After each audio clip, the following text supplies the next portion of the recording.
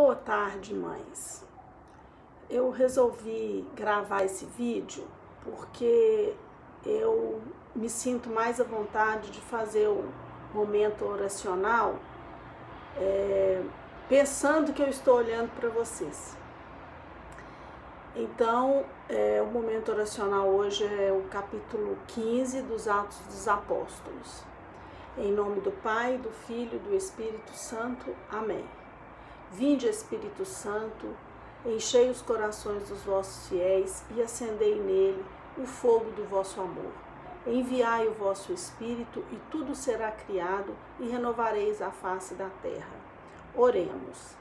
Deus, que instruístes os corações dos vossos fiéis com a luz do Espírito Santo, fazei que apreciemos retamente todas as coisas segundo o mesmo Espírito e gozemos sempre da sua consolação.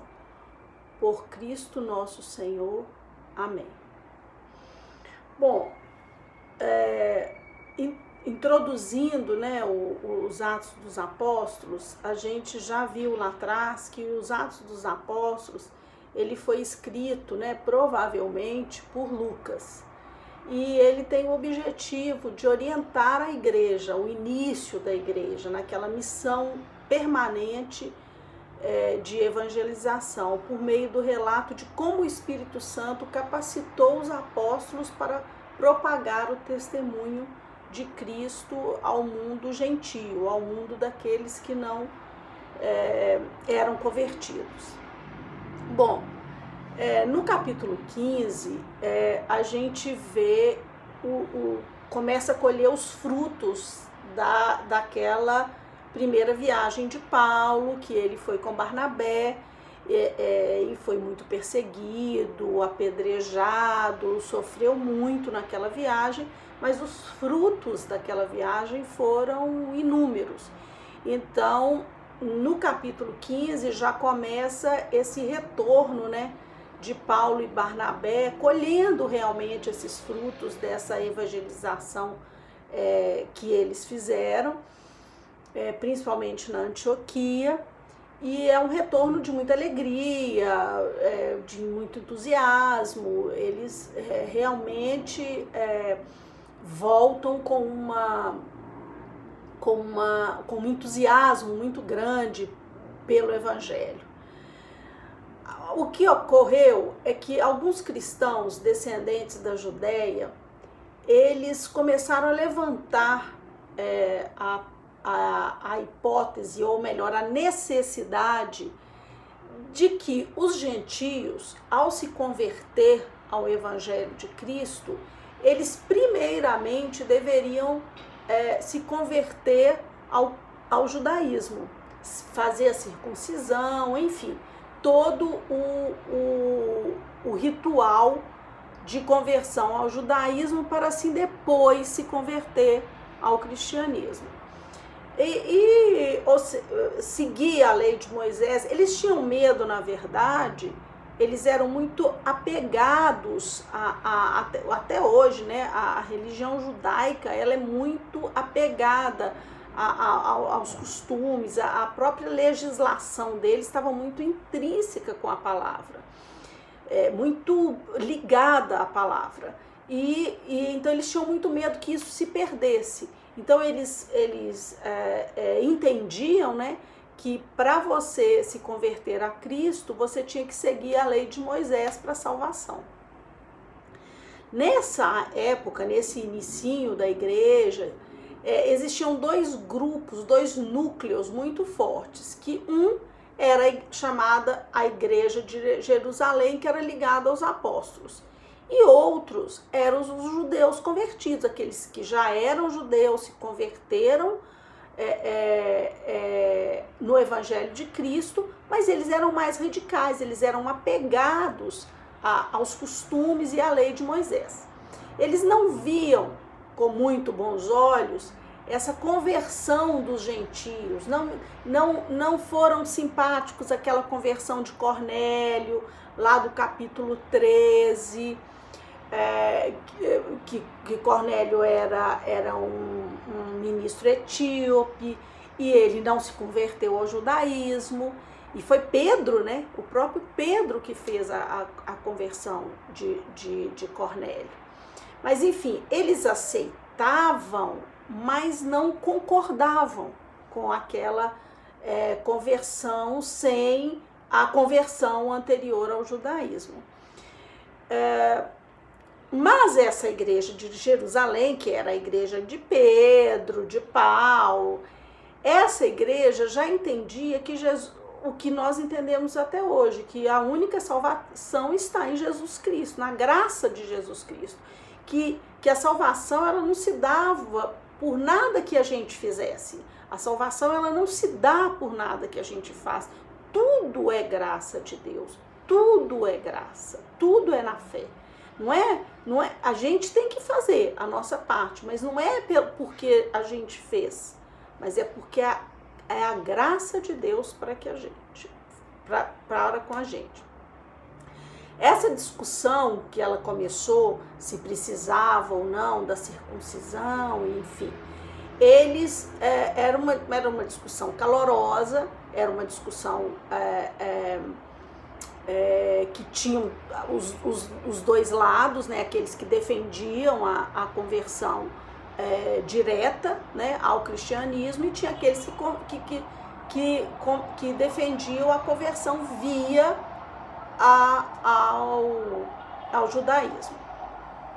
Bom, o importante, na verdade, não é nem o motivo da discussão, mas o importante aqui para nós, eu imagino, que é a utilização da luz do Espírito Santo para tomar a melhor decisão, né, para a igreja, né? Essa é uma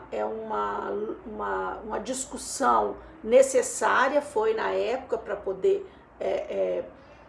iniciar ali as bases da igreja, mas ela foi tomada à luz do Espírito Santo, porque quando eles fazem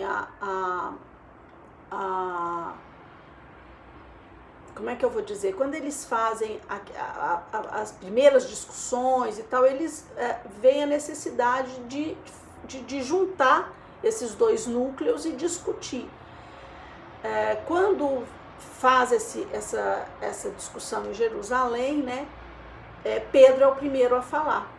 E Pedro fala como o escolhido, né, como aquele escolhido de Jesus, que Pedro fala, o escolhido de Deus, o protegido de Deus. Não está escrito isso nos Atos dos Apóstolos, mas eu tenho certeza que o Espírito Santo agiu em Pedro. Eu tenho a fé e a convicção que o Espírito Santo estava ali agindo em Pedro.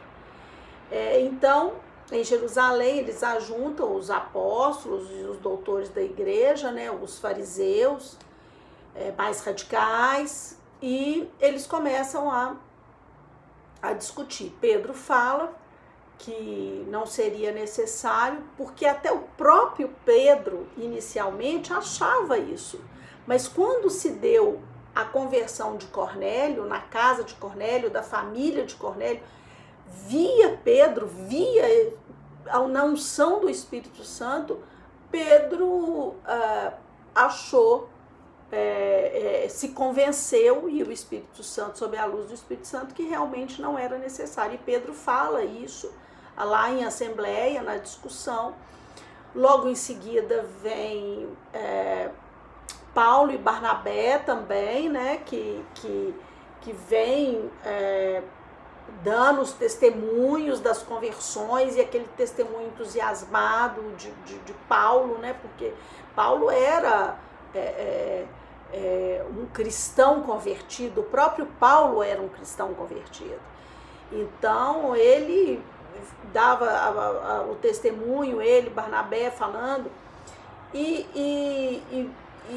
e aqui eu abro um parênteses para a gente poder bem diferenciar o que é realmente que importa nas discussões da igreja, né? Porque nesse momento a gente vê que as coisas do mundo não são da igreja. as coisas da igreja são da igreja e as coisas do mundo são do mundo.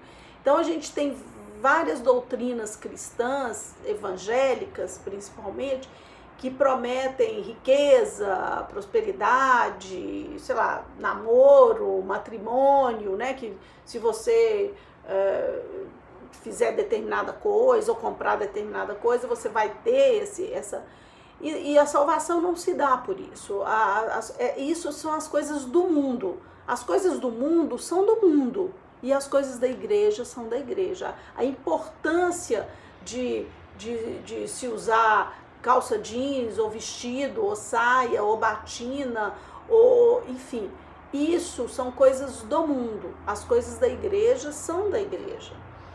Mas a importância também que Pedro se levanta, dá essa direção, né, como a verdadeira salvação está na graça de Deus e do Espírito Santo, e Pedro termina isso, fala, todos escutam, se calam, né, perante a fala de Pedro e perante também os testemunhos de Paulo e de Barnabé. Tiago, né, meio-irmão de Jesus, que era, na época, o chefe da igreja de Jerusalém, né, ele era o que comandava a igreja lá em Jerusalém. Tiago vem num tom conciliador falar o seguinte, fala, ó, tá certo, não precisa dos gentios realmente se converterem à lei de Moisés, à circuncisão, mas também, e os irmãos judeus convertidos irão aceitar, né, que eles não tenham essa necessidade de se converter, mas também os pagãos terão que deixar de fazer algumas coisas que incomodem os judeus convertidos. Nesse caso específico, era beber o sangue ou comer a carne de animais sacrificados, que na época era uma prática comum, né, dos pagãos. A imoralidade sexual, né, eles gostavam de fazer, acho que o texto fala até em fornicação, enfim, eram detalhes da vida, né, que não condiziam com aquela nova realidade de convertidos.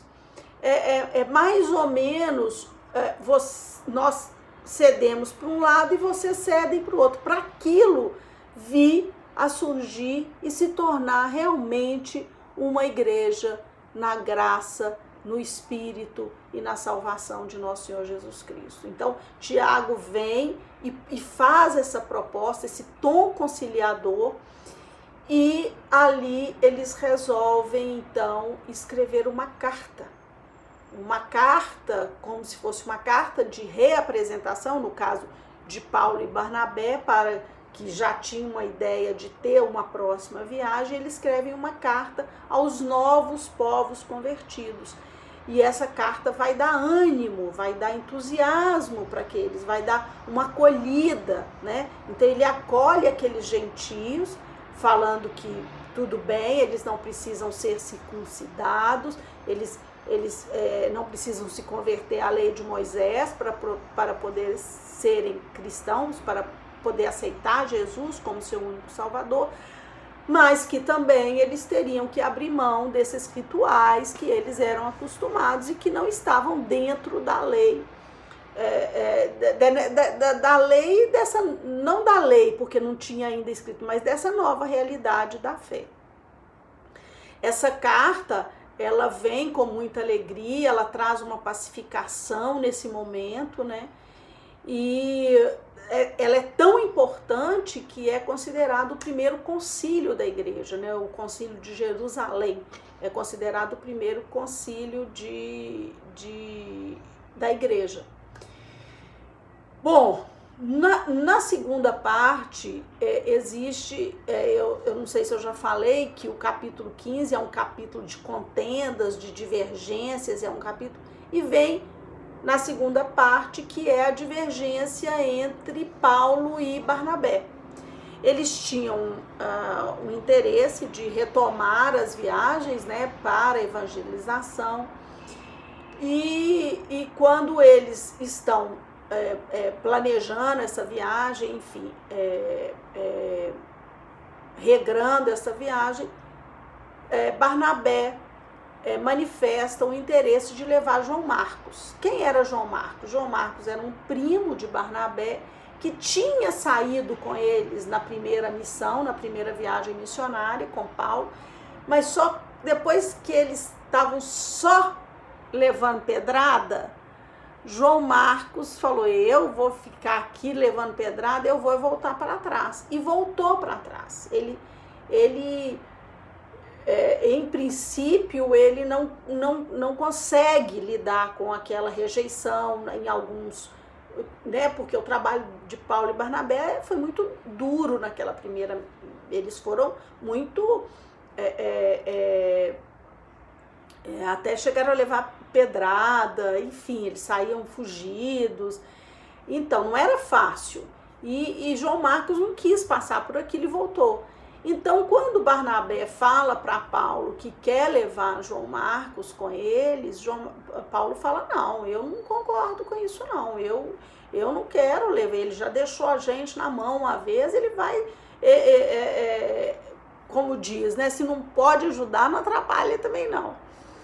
Mas Barnabé achava que não, achava que deveria dar uma outra chance a Paulo, né, a João Marcos.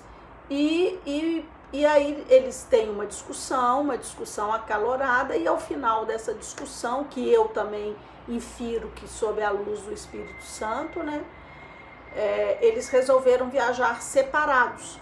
Então, Paulo decide voltar e passar pelos lugares onde eles já tinham ido, levando a carta lá do primeiro concílio de Jerusalém, e em acordo, porque depois o próprio apóstolo Paulo faz uma carta e refere-se a Barnabé com carinho, né, já posteriormente aos Atos dos Apóstolos, e Paulo chama Silas para ir com ele. Então Paulo e Silas vão para a Síria, após passar por esses lugares que ele já tinha ido, já na segunda viagem missionária de Paulo, e Barnabé segue com João Marcos para Chipre. Em princípio, isso foi muito rico para a igreja, porque se Paulo tivesse ido junto com Barnabé, a evangelização teria sido num caminho só. Mas como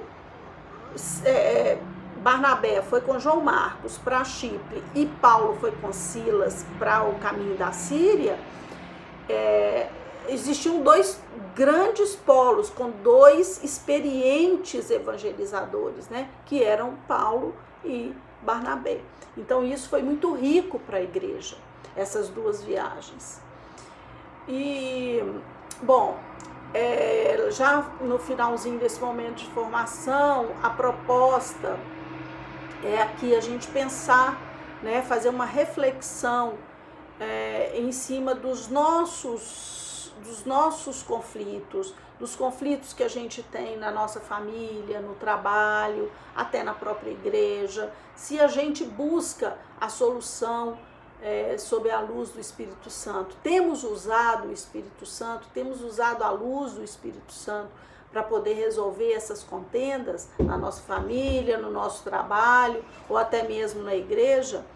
As nossas conciliações, os nossos acordos, eles se dão também por meio da luz do Espírito Santo. Essas são as questões que eu entendo fazer parte dessa movimentação do capítulo 15, dessas contendas que o capítulo 15 nos traz, e mais importante de tudo, que não são as contendas em si, mas a forma como nós buscamos as soluções, tentando sempre invocar o Espírito Santo.